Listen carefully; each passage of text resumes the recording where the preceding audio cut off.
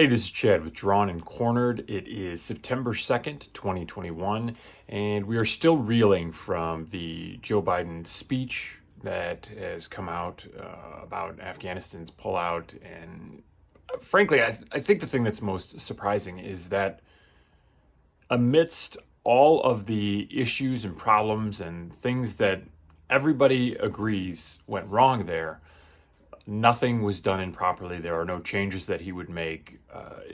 It shows very clearly that he recognizes this is on him because he is so interested in making sure that there is no recognition of fault at any point from anywhere. And this goes across the entire administration. There's nothing that can possibly touch Joe Biden. He didn't make any errors, though he continues to say the buck stops here. He then deflects every aspect of blame that could possibly exist in this pullout, and I think that's extraordinarily telling. I think it's also potentially very damaging if the American people, and specifically the American media, don't let go of it. If they continue to hit up on these issues, such as, hey, you said that you were going to grab all the Americans, and all the Americans aren't out. Does that constitute a failure? If he continues to say no, that's a problem. Or even worse, if he continues to blame the people that were left there, that will be a problem. The American people will not deal with that well. So here's to the media continuing their pressing on those issues, at least bare minimum, until those American citizens and allies are home or somewhere outside of Afghanistan. We'll see how long that takes, if that's possible. They say their commitment is still there, but they also said they would get them all out before we pulled out and wouldn't leave until that happened. So let's see what happens.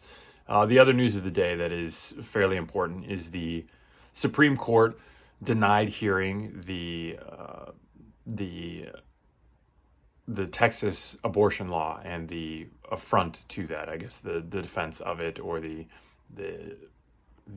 attack against it. They refuse to hear it, so that law goes into effect. Now, what is interesting about this law is that it's a 6-week ban on abortions. Essentially, once there's a cardiac heartbeat, once there's a heartbeat there, they are no longer allowing abortions. But it is not something that any sort of state official is involved in. It allows private citizens to sue up to $10,000 and court fees an individual who participates in an abortion after that date. So you technically can still get the abortion, you just open yourself up to legal liability.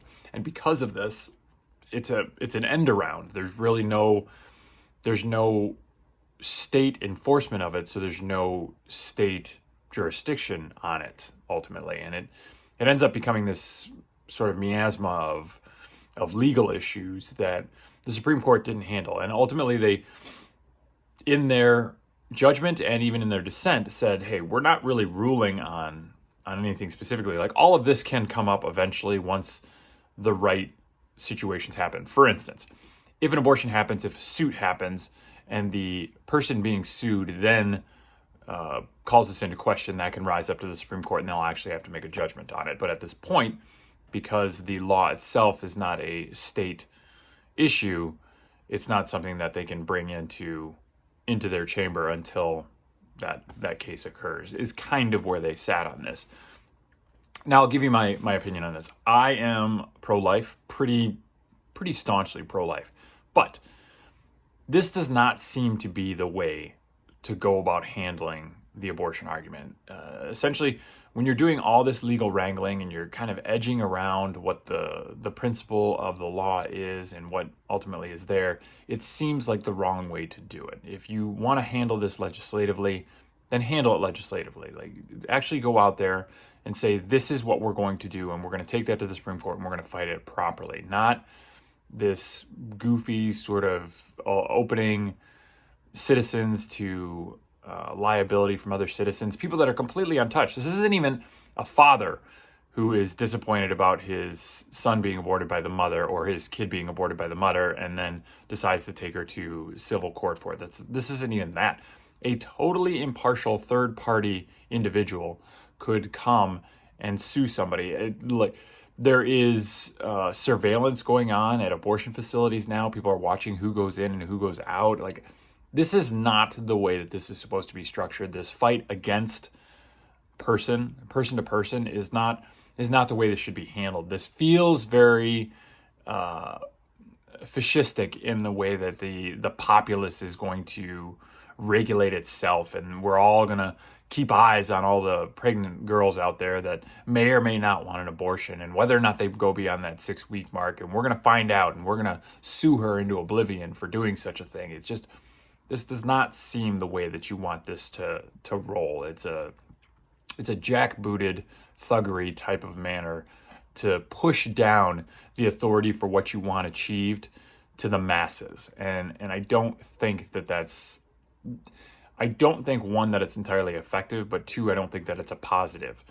Even if it does work, it seems like a net negative that you've got policing amongst the citizenry, and social pressure is actually the way to get there, as opposed to a change in the hearts and minds, or a notion that there is something that is right and wrong in here. And when we get back to valuing life as a broad umbrella thought in America, that these things will be better. Or when the right gives up the idea that contraceptives are a bad thing, and actually promote this idea that sex is going to occur, and let's make sure that it can occur in the safest manner possible so that we don't have abortions necessary on the back end.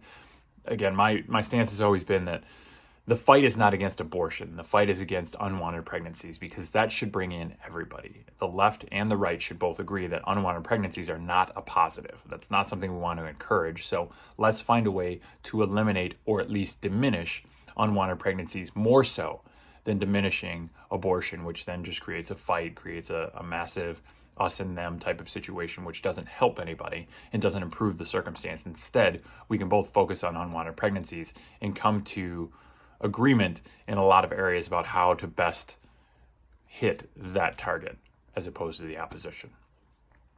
That's my take on today's news stories. This is Chad with Drawn and Cornered. If you like this sort of thing, the news, the analysis, quick little tidbits, subscribe below. If you have any questions, comments, think I'm off my gourd, comment down below. Thank you very much for watching. We'll see you again tomorrow.